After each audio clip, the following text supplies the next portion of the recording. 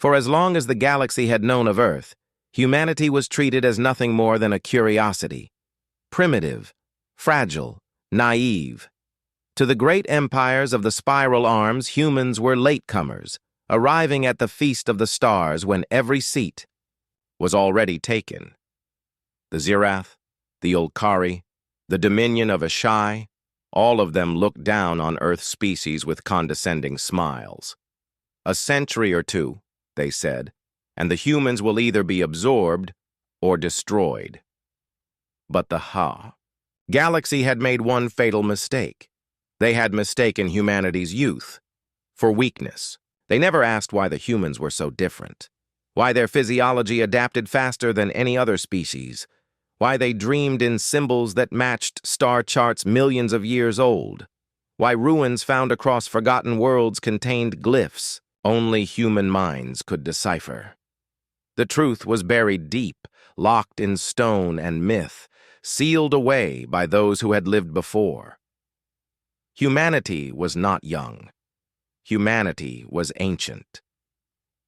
The first signs began in silence, deep beneath the crust of Earth, miles. Under forgotten mountain ranges, machines stirred. No one alive remembered them being built. They had been disguised as geology itself, hidden away until the right moment. When alien fleets descended upon Earth, shimmering armadas blotting out the skies, the invasion force believed their victory would be swift. They bombarded cities, seized orbital stations, and forced surrender broadcasts across every frequency. But their attack awakened something older than their empires. A vibration rolled through the planet, low and thunderous, as if the Earth itself was answering back. In the oceans, monolithic spires rose from the depths, covered in glowing inscriptions. Across deserts, colossal machines clawed their way out from beneath the sands, their silhouettes blocking out the stars. Humans on the eye, ground felt it too. Memories not their own flooded into their minds, instincts older than their species. Some fell to their knees in terror. Others stood taller than they ever had before, as if destiny itself had finally reached them. The alien commanders were not afraid at first. Planetary defenses, they scoffed. Old war relics. Primitive tricks. But when the first of their dreadnoughts fired upon the spires rising from the ocean, their weapons were swallowed by shimmering light. Not a shield, no, something far worse. The very fabric of energy unraveled, devoured as if space itself was feeding on their assault. The dreadnought vanished in silence, not destroyed, erased. Panic rippled through the fleets. The archives of their oldest historians had whispered of such things before. Impossible machines, weapons beyond reason, technologies that had not been seen since the dawn of civilization. The galaxy had legends of a first people, a race so old, so powerful, that they burned themselves out in a war that reshaped the stars.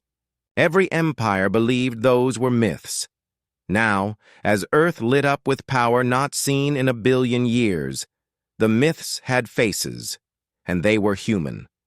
Across the world, humanity awakened. In labs and observatories, in ruined cathedrals and forgotten caves, people unlocked archives written in their very DNA. The stories of gods and demons were not fantasy. They were memory. Humanity's ancestors had walked the stars before, wielding powers no empire could match, and then chosen to sleep, to hide, to forget. They had buried themselves in the cradle of Earth, waiting for the day they would be called again. And that day had come. Armadas converged on Earth. Fleets from rival empires that once warred with one another now joined forces, terrified that if humanity fully awakened, there would be no stopping them. It was too late. From beneath the Atlantic, a city ship rose, a vessel so vast it blotted out the sun. Its hull was carved with runes that bent reality, and when its engines flared, entire continents felt the gravity shift. In orbit, the machines of the first people aligned, linking with the minds of present-day humans as if they were born for it. Young cadets became admirals in seconds, soldiers became tacticians, and children became seers. Knowledge poured into them like a river undammed. A single command was given, not by generals, not by politicians, but by the will of humanity itself. Rise, the galaxy panicked. Diplomats were sent, begging for peace. Spies attempted sabotage, their minds shattered by ancient defenses that devoured thought itself. Fleets attempted blockades, but their ships collapsed into nothingness at the edge of Earth's reach. 4. Every weapon raised against them, humanity answered with something older, sharper, more final. The humans had returned, not as the weaklings the galaxy mocked, but as the ancient ones. And in their awakening, they remembered why they had once left the stars behind. Because power that vast was dangerous. Because they had almost destroyed everything once before. Because the galaxy had been given eons to grow in their absence. But the galaxy had squandered that gift. They had come to Earth not with respect, not with peace, but with chains. So the humans decided, this time, there would be no forgetting. This time, the ancient ones would not sleep again. And as the galaxy trembled in fear, a single truth echoed through every star system. It was already too late. Humanity had risen. And when the ancient ones rise, not even the stars themselves are safe. The galaxy had always believed its history began with them, the shining empires of today, the dominion of Eshai, the crystalline rulers of the Orion Reach, the Ulcari Consortium, whose fleets spanned 1,000 systems, the Zirath Ascendancy, whose arrogance claimed they were the first to master the stars. But they were wrong. Their history was not the beginning. It was the middle. Long before their empires rose, before their star forges lit, there had been another. A civilization so vast, so dangerous, that the galaxy itself still bore the scars of their passing. They were called many things in whispers: the first people, the forgotten lords, the architects of Ash. But in truth, they had another name. They were us. The war had ended in silence. It was not a war of fleets or armies, but of entire galactic epochs colliding. Stars had been shattered, timelines rewritten, dimensions burned into ruin. When it was done, only fragments of that civilization remained. Humanity's ancestors had won, yes, but victory had come at a price. They had broken themselves, torn their own empire apart, and watched their works collapse into ash. And so, the survivors made a choice. They hid their children. One world was chosen, a small and unremarkable blue sphere, far from the galactic core. Its skies were fragile, its gravity humble, its oceans vast and quiet. To the galaxy, it would look like nothing, a cradle unworthy of notice.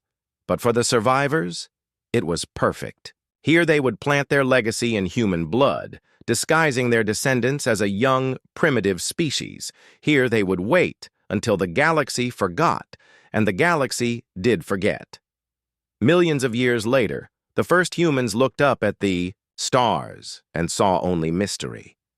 They thought themselves alone, newborn explorers in an infinite universe. Their myths of gods and titans were nothing but stories, they believed. But those myths were memories, dreams carried in the marrow of their bones. When humanity finally reached the stars, the galaxy barely noticed. The empires laughed at their clumsy ships, their fragile bodies, their reliance on machines barely past combustion. But then, something happened. On the colony world of Eurythus, an archaeological team uncovered ruins no one could identify. Black, stone humming with resonance. For centuries, the Ulcari had tried to unlock them. They had failed. But when a single human scientist touched the glyphs, the ruins opened. The chamber came alive, lights searing across the sky, ancient machines roaring awake. And in her mind, she saw visions, fleets that stretched across galaxies, weapons that burned dimensions, cities floating between suns. It was not alien technology. It was human. Word spread like wildfire. Other ruins were discovered, relics thought inert, on barren moons, in the hearts of gas giants, hidden in asteroid belts. And always, always, they answered only to humans. The galaxy grew uneasy. At first, they told themselves it was coincidence, but coincidence became pattern. Pattern became truth. Humans were unlocking technologies the empires had feared for eons.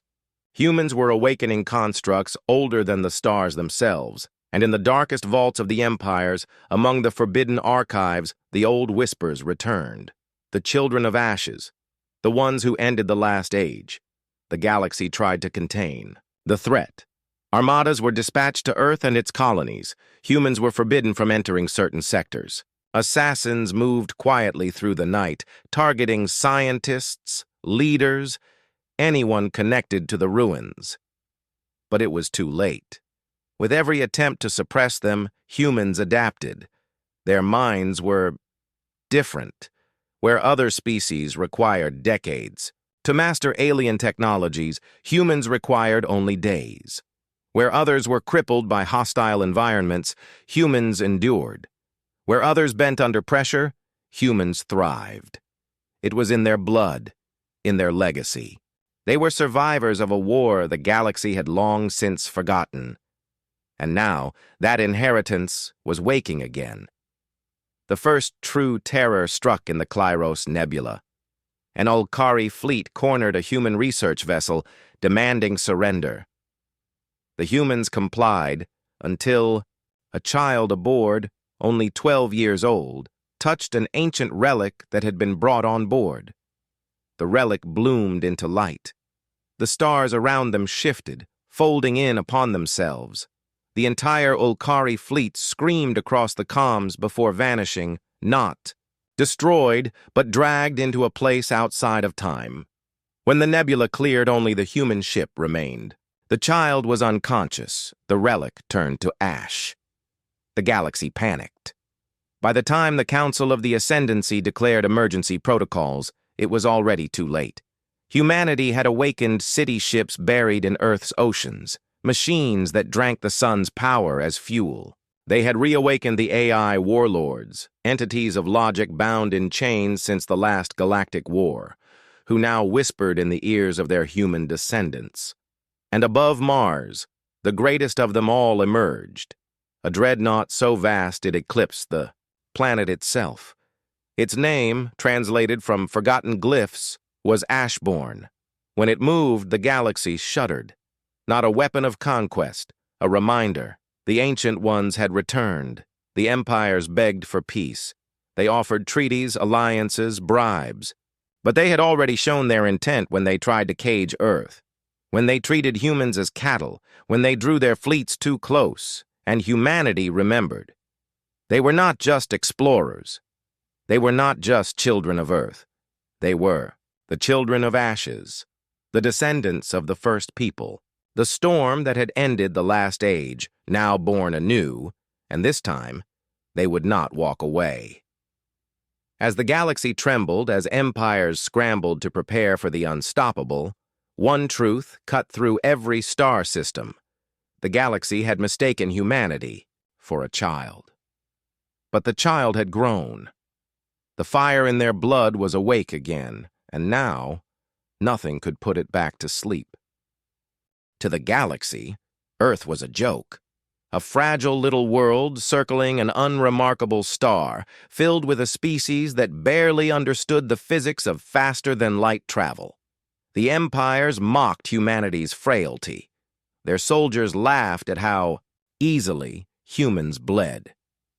Their scholars dismissed humanity's myths as childish stories of gods and demons. Their rulers declared, "They will never matter." But myths are dangerous things, especially when they aren't myths at all. The first signs were ignored. On the colony world of Koresh, alien miners uncovered a monolith carved in black stone, its surface etched with spirals of unknown language. For centuries, it had been studied, scanned, prodded. Nothing. Until a human touched it. The monolith came. Alive, singing with light, pouring symbols into the air. The human collapsed, but when he awoke, he spoke in tongues no one should have known. Maps of forgotten star systems, warnings of weapons locked in eternal silence. The aliens dismissed it as coincidence. They should not have. On a frozen moon. Of the Ulkari, a group of explorers found a cathedral buried beneath ice. Inside were towering statues, not of aliens, but of humans. Perfectly human. Impossible, the Ulkari scientists claimed. The statues predated humanity's rise by millions of years. Yet their faces were unmistakable. Again, the galaxy laughed. An anomaly, they said, a trick of evolution. But in the dark archives of their oldest libraries, some whispered the forbidden name, the Ancient Ones. The galaxy had forgotten the truth, but truth does not die. The humans had walked the stars before. They had ruled. They had burned. And when their own wars consumed them, they buried themselves deep, hiding on Earth, hiding in flesh and blood. They erased their history, sealed their weapons, and made themselves small. So small the galaxy would never see them until it was too late. And it was already too late. The moment came suddenly. When the HFY Dominion, tired of humanity's rapid spread, dispatched a fleet to enforce containment, the humans resisted. The battle was hopeless.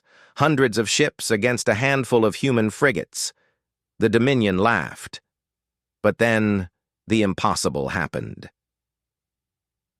One of the frigates, crippled, burning, drifted too close to a dead asteroid. The asteroid cracked open like an egg. Inside was not stone, but machinery older than any empire. The frigate fused with it, its hull repaired in seconds, its weapons transformed into lances of raw space-time. The ship awoke, not as a frigate, but as something else, something ancient. And when it fired, the Dominion fleet ceased to exist, not destroyed, not shattered, gone. The humans didn't understand how they had done it, but their blood remembered, and the galaxy understood. The Ancient Ones were rising, again. Panic spread. The Ascendancy convened councils in terror. The Ulkari armed their fleets. The Dominion demanded extermination of Earth. But the tide had already turned. Everywhere humanity went, relics awoke. Monoliths rose from oceans, singing, in languages only humans could hear. Vaults beneath alien worlds opened, releasing machines that bent to human will. Entire fleets, long thought dead, answered human voices as if waiting for their return. The empires realized the truth. The humans were not discovering alien relics. They were reclaiming their own. The galaxy scrambled to stop them. Sabotage. Teams were sent to Earth. They never returned. Fleets blockaded human space. Their ships fell apart, their systems failing without cause. Assassins hunted human leaders. They died screaming, their own minds turned inside out by ancient guardians. For every attempt, humanity grew stronger. For every strike, another relic awoke. It was no longer a question of if humanity would rise. It was only a question of when, and the answer was now. In the skies above Earth, the final veil lifted. The oceans boiled as colossal structures rose, not ships, but arcs, each the size of continents. Their hulls shimmered with runes that bent reality. Inside them stirred memories. Genetic codes passed through ages, waiting for the touch of their descendants. Humans boarded them and knew what to do, as if they had always known. They became pilots, commanders, navigators, not by training but by inheritance. Across the system, the solar gates opened, reawakening pathways to places no empire had dared explore. And in the heart of Mars, the ground split apart, revealing a machine larger than the moon itself. Its voice thundered into every mind. "We are awake." The galaxy panicked. Some begged for peace. Some demanded humanity's extermination. Others simply fled, abandoning sectors, leaving worlds empty in their fear. But there was no undoing what had already begun. Humanity's awakening was not a revolution. It was a return. The return of the first people, the ones who had built the galaxy and nearly destroyed it, and the galaxy had dared to laugh at them, to chain them, to invade their home. Now they would pay the price.